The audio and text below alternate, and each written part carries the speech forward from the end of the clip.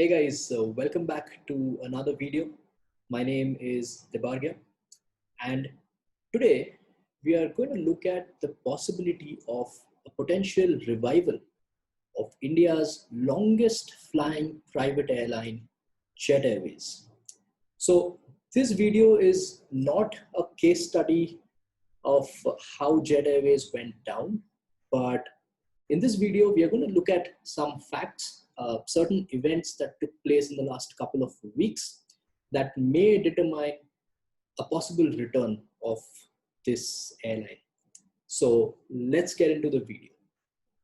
Now, before we begin, I will display the contents of this video on your screen. They will also have timestamps, and all the data that I've collected is publicly available. It's all on public domain, and I've also mentioned my sources on the screen. So have a look.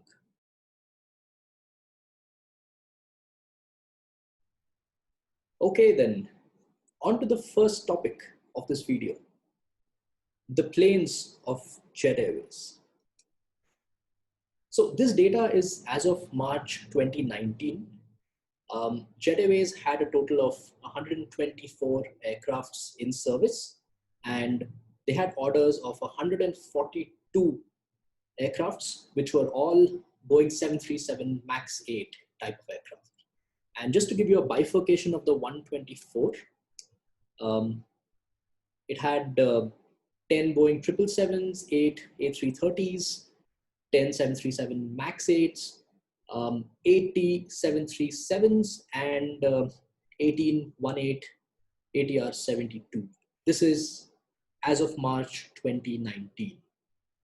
Just adding on to that point, the current fleet of Jet Airways, the total number of planes that Jet Airways currently owns is actually down to 12, 6 of them being Boeing 777s, one of which is stored in Amsterdam. 4 of them are Boeing 737s, and they have 2 Airbus A330s. I'd also like to add a point that 40 of the ex-Jet Airways planes, planes that were previously leased by Jet Airways, are now being subleased by SpiceJet, Vistara, and TrueJet in India. The last thing I want to mention is the last flight of Jet Airways, which was on April 19th, 2019, Amritsar to Mumbai, this flight, S23502, which is a Jet Light flight. Jet Light is the budget carrier or the low-cost carrier division of Jet Airways. Okay, so moving on, the liability claims on Jet Airways. I repeat, these are the claims that are made on Jet Airways. So the total claims are upwards of rupees 30,500 crore. And these are not exact figures. I have refrained from using exact figures. This is an estimate. You can see the lenders' dues are upwards of 10,200 crore INR. Operational creditors are 17,900 upwards. Employee and workmen 540 upwards. Representative of workmen and employees 780 upwards. And other creditors are upwards of rupees 1,100 crore. So that kind of adds up to the 30,500 figure that you see. But yes, these are upwards of 30,500. They're way more than 30,500. Again, these are the claims that are made on Jet Airways. Okay, so before we move on to the bidding news, let me just quickly display a couple of key terms that will help us understand the bidding process a little better. Okay, so these are the 4 key terms that will help us understand this video a lot better. Insolvent, or the state of insolvency, which Jet Airways is in. It's basically when a company cannot pay its debts. And that's when a resolution professional is appointed in order to conduct the insolvency resolution process. And Ashish Chavcharia is the resolution professional assigned to the Jet Airways case.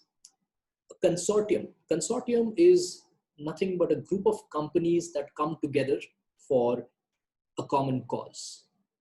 And suitor is either an individual or a company or a consortium that bids for a certain business that they want to acquire or buy.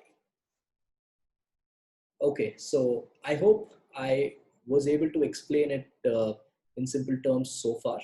And now we're actually going to start looking at the bidding process, or rather the suitors that are currently there. So let me just give you some background. There were 3 bidding rounds prior to the 4th one, in which there were no buyers or there were no takers for Jet Airways.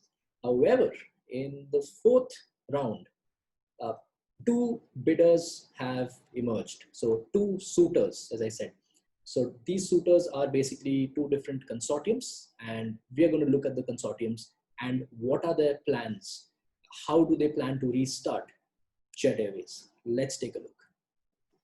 So the first consortium is of a UK-based company called Kalrock Capital and a UAE-based entrepreneur, Murari Lal Jalan. Now, what are their plans? Okay, so the first consortium has the backing of a couple of ex-senior executives of Jet Airways, which also includes Nikos Kardassis, who was the former CEO of Jet Airways. Their plan is to restart Jet Airways with 20 plus aircrafts, which include narrow body and wide body aircrafts, and they want to begin on domestic as well as international routes. The amount secured by this consortium is not disclosed in public domain as of now. So this is all we know about the first consortium. Now, moving on. So the second consortium is that of a Haryana-based company called Flight Simulation Technique Center, or FSTC. This is one of the largest simulation players in India. Along with them, there is Imperial Capital Investments LLC of Abu Dhabi and Mumbai-based Big Charter Private Limited. So the plans of the second consortium, they have planned to secure 100 million USD, that's 750 crore rupees, and they plan to begin operations with 5 to 10 narrow body aircrafts. These are the Boeing 737 family of aircrafts. They will initially fly domestic only, and they also plan to honor Jet's order book of the Boeing 737 MAX 8 type of aircrafts. So moving on now, thoughts. So going by history, whenever an airline has ceased to operate, it has been very, very difficult or next to impossible for the airline to come back into service. So going by history, the chances of Jet Airways are very, very bleak.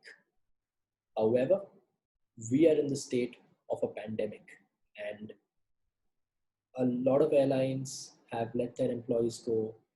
Airlines are operating at 15 to 20%, and the airline industry has kind of gone into a reset. So a new entrant here, which could be Jet Airways, would be more than welcome into this kind of a market, because there are just so many people that are absorbable right now in terms of employees.